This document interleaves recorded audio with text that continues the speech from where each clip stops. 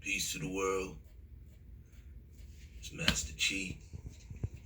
Shout out to all the 52 blocks, elders, the ancestors, all the practitioners, the students, all the teachers, all the non-believers. Hope y'all doing y'all research. Making this video right now, I'm gonna talk about 52 blocks when it comes to rhythm and the dance or dancing. A lot of times, 52 blocks is often ridiculed because you have people that'll say, oh, they moving their hands around too much. They dancing, they voguing.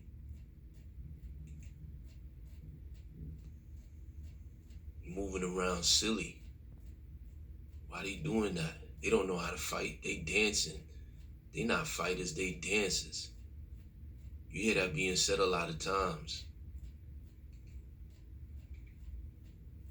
But in this video, I'm gonna break down whether or not the dancing or the so-called extra movements of 52, is it really effective? I'm not gonna break it down to the fullest because I don't want to reveal too much and I don't know it all. I'm still learning myself. That's why I want to say peace to all the elders in this 52 thing again. But the brother Daniel Jones with the mean block. But yeah, I want to address that in this video. You know, we're gonna talk about the rhythm, the dancing, and its relation to 52. And is it really effective, or how do we make it effective? All right. Let's keep in mind that music is a tradition in black martial arts, black boxing, African American boxing, capoeira, African martial arts, and Caribbean martial arts as well. You know, you look at any capoeira video, you either gonna hear that capoeira music or you gonna see the instruments in the background in the circle. I'm not gonna show all that. Y'all can do the work for yourselves, man. I'm not gonna spoon feed this to y'all. You know, you're gonna see them playing the drums. You're also gonna see them with a violin type looking instrument. So when it comes to us black people, wherever we are in this planet, and some type of combat, there's music involved. You know, even boxers will tell you, you know, there's always music playing in the gym. There's always a rhythm. All right, but we will break that down and how it's effective. Here you got Big K from Constellation. Shout out to Constellation.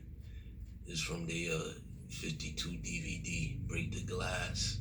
They got another one out too. Y'all see if y'all can find Constellation 52 with Daniel Marks or Ferris Daniels, or find them on Instagram.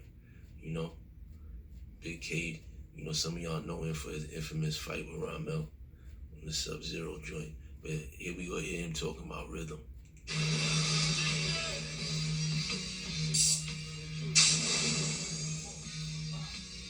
I don't own this. I don't own the rights to this. This from a documentary, so don't sue me. YouTube, don't take it down. Let's go. It did something for us. It did something for me. You know what I mean? I felt that I began to move in certain ways. I became in syncopated. And these young rappers say, yo, man, I really the track and simply the track or whatever that thing is. It began to go in a pace, in a beat.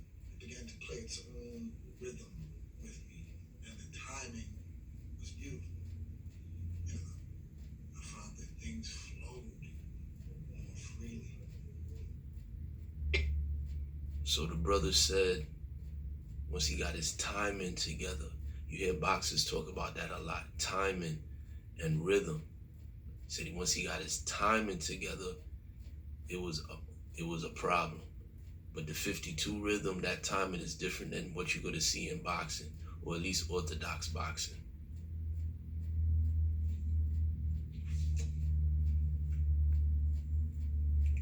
Emmanuel Augustus is one of the most entertaining and skillful fighters to have ever laced up gloves, with Floyd Mayweather maintaining for years that Augustus was his toughest opponent and calling his talent unbelievable. Augustus knew the ins and outs of fighting so well that he could Is he literally dancing? dance around his opponents, earning him the nickname of Drunken Master. What's his rhythm look like? Augustus's subtle displays of defense would suddenly morph into a bizarre but What if he brilliant was display of blocking skill. instead of As ducking he and abandoned slipping? all semblance of form to completely Would he be doing humiliate 52? He would even occasionally use his dance moves as elaborate setups or feints. Elaborate setups or feints. Feints, deception, rhythm, and timing. All of these are elements of 52. So we gotta go back and look at that again and keep in mind to what the narrator is saying in regard to the stuff that Emmanuel Augustus was displaying. And look at his movement and see if he was throwing up blocks instead, instead of all the ducking and the slipping, even though the ducking and the slipping was effective as well. Add some 52 to that, and then ask yourself if the dancing and the rhythm and all the so-called unnecessary movement is truly effective. Emmanuel Augustus is one of the most entertaining and skillful fighters to have ever laced up gloves. I also want y'all to think about something I said in other videos.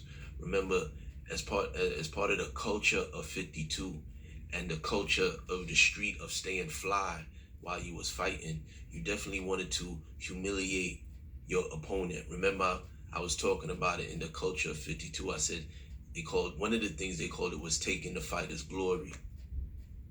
With Floyd Mayweather maintaining for years that Augustus was his toughest opponent and calling his talent unbelievable, Augustus knew the ins and outs of fighting so well that he could literally dance around his opponents, earning him the nickname of Drunken Master.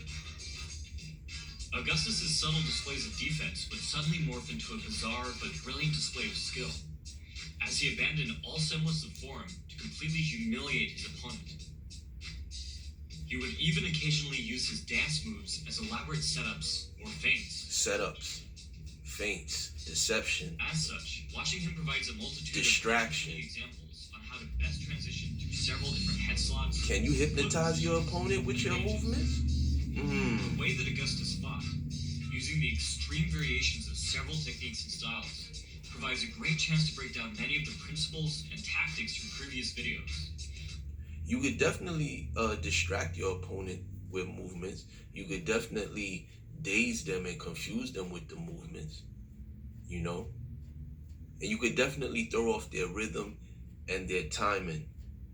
And I'm going to prove that point with this next selection. Now, we're going to take a look at this fighter by the name of Jersey Joe Walcott. But I want to prove some points before I continue.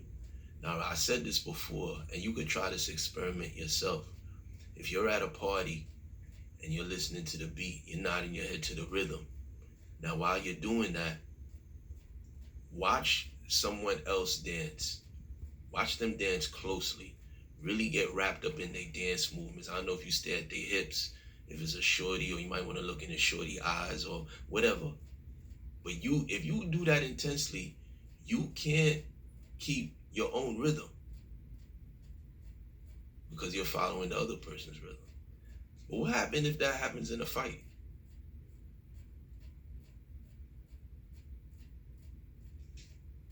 You see, when it comes with boxing, right, the problem with connecting 52 directly to boxing, 52 is more than boxing. It's above and beyond boxing. Boxing is a part of 52, but boxing is not 52 in its entirety. See, boxing has rules. Number one, boxing has a set stance. It has a set guard that goes with that set stance. 52 calls for forward movement at times and lateral movement. And the blocks match the movement. This is why the blocks are infinite. But if you stay stuck in that boxing stance, then it's harder to do that. So a lot of times people don't understand the dancing element of 52. The part of the dancing element of 52 comes from the fact that we're always moving forward, or we're always able to move forward or backward or side to side or spin if necessary, because our blocks are that effective. But we're also distracting our opponent. drawing our opponent in. But let's take a look at Jersey Joe Walcott. Spectators by dancing around the ring like a lightweight, there was another heavyweight whose mastery of footwork seemed to defy gravity. That man was heavyweight champion Jersey Joe Walcott. Walcott fought with his hands low. Is he dancing? His head What? wide What? open target to some of the heaviest hitters in the history of combat sports. Crafty and creative, Walcott used a multitude of feints, draws, and rhythm manipulations to send Rhythm manipulation. into his punches. Recently, his distinctive sidesteps, slips, and counters have seen a resurgence among a few gifted modern fighters. Rhythm manipulation. He said rhythm manipulation. Again, with 52, yeah, dancing is important, rhythm is important, timing is important. One thing that permeated Jersey Joe's entire style was broken rhythm. Every fighter has a distinctive You hear that? Broken rhythm. tempo and rhythm from which he prefers to fight. For instance, notice the difference between Joe Louis's slow, steady, and methodical pace, and Walcott's jerking, choppy steps and head movement. Louis liked to stay in a consistent, reliable rhythm for which he could set up his powerful offense, while in contrast, Walcott broke his rhythm every chance he got. See, again, with 52, that rhythmical movement, there's a reason we do it, because we can manipulate the rhythm, and rhythm is time. And I've heard 52ers say they can manipulate the time, you know, and that goes back to the mathematics as well, knowing the circumference of the planet Earth. But I want to also say that, you know, a lot of times with boxing, if you see that fighter switching their stance, going from a southpaw to an orthodox or vice versa, is frowned upon. The announcer would say they're doing it out of frustration.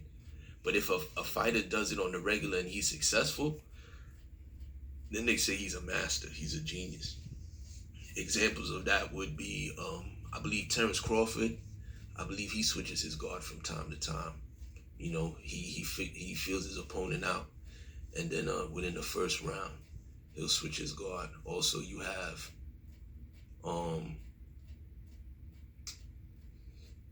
Marvelous Marvin Hagler has done it before.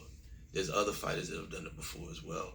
There's also UFC fighters that have done it before, you know, because it ain't just about, you know, boxing. There's other examples where this is done.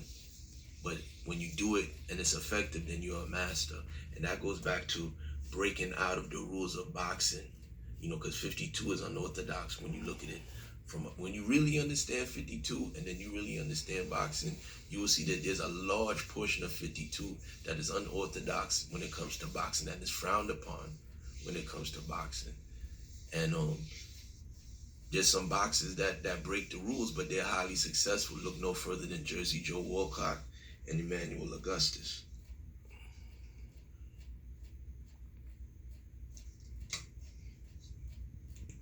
Pausing on the half beat to feint or suddenly change directions.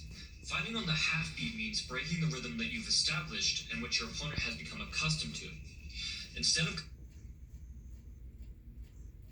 So the question remains, was the dancing and the rhythm effective when it comes to 52? I think so far I've shown that through some historical fighting figures, through the presence of instruments in African martial arts.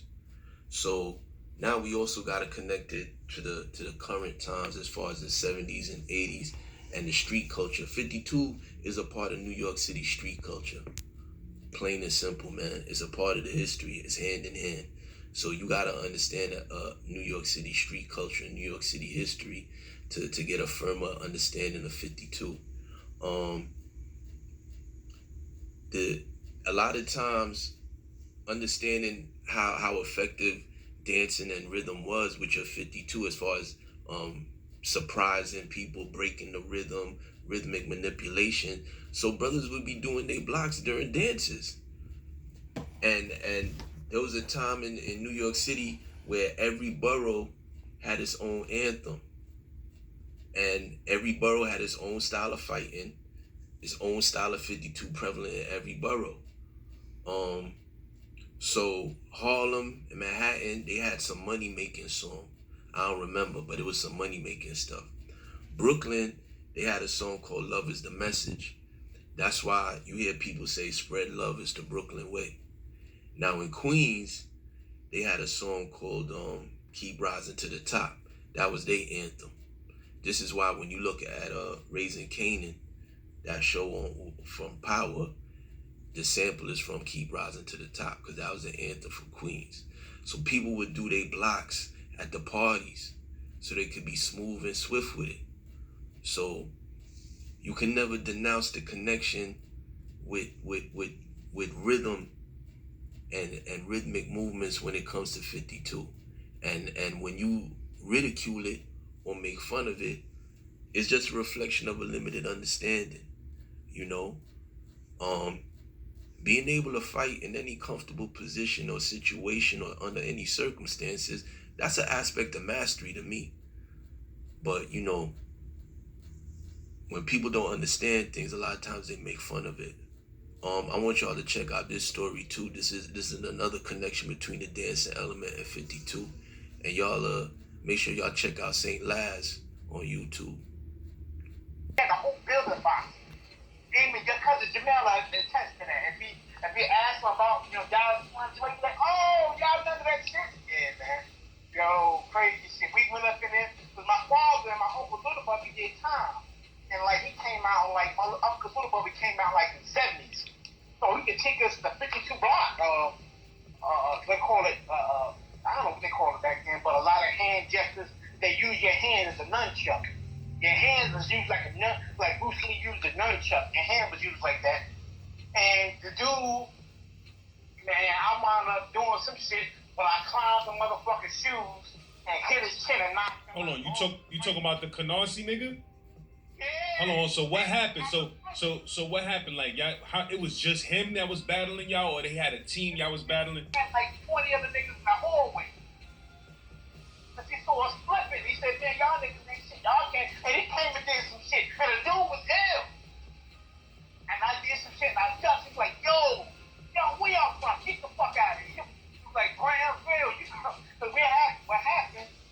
We used to play for this team called the Dinky team, the baseball team. Yeah, I remember Dink, and I remember that baseball team. I was a baby Dink and a Dink. Baby Dink, Dinky team. So what happened?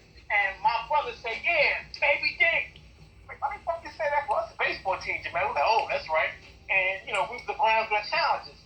And dude said something slick. Jamel looked at me, and I did some shit where I grabbed his shoes and ankled his shoelaces.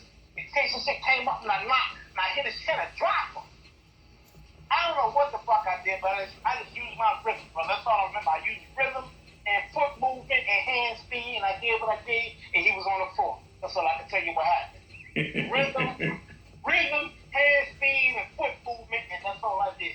I was dancing when I was doing it, because I was always a dancer. And I know how to move. That's why the old warriors and brands will tell you, when we used to dance back in the days, they can see your foot movement and know you can fight. Okay, so he moved his feet. That's how you know who the Warriors was. How he moved. It's like James Brown was a good dancer, but if you know any history about James Brown, the singer, he was a hell of a fucking fighter.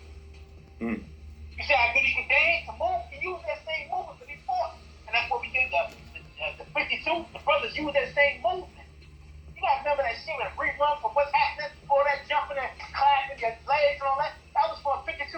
See, break dancing was an old shit of a fighting style. Plus, you just heard breakdancing, but the combat element of breakdancing was cut out, because most of them dudes that did the breakdancing were gangsters. And they died early. Because a lot of them brothers are very good with their hands and their feet. What's that song called? Love is a Message. Dude, it's a song called from MSF, a group called MFSB. All the old school Brownsville dudes that played at Brownsville. And it's dancing. And they see themselves start dancing and boxing off that song. After y'all dudes got into that fight, what they did? They chased y'all about the projects? They chased up out of it. They chased us out of fucking Canarsie, man. Oh, we laugh about that shit, man.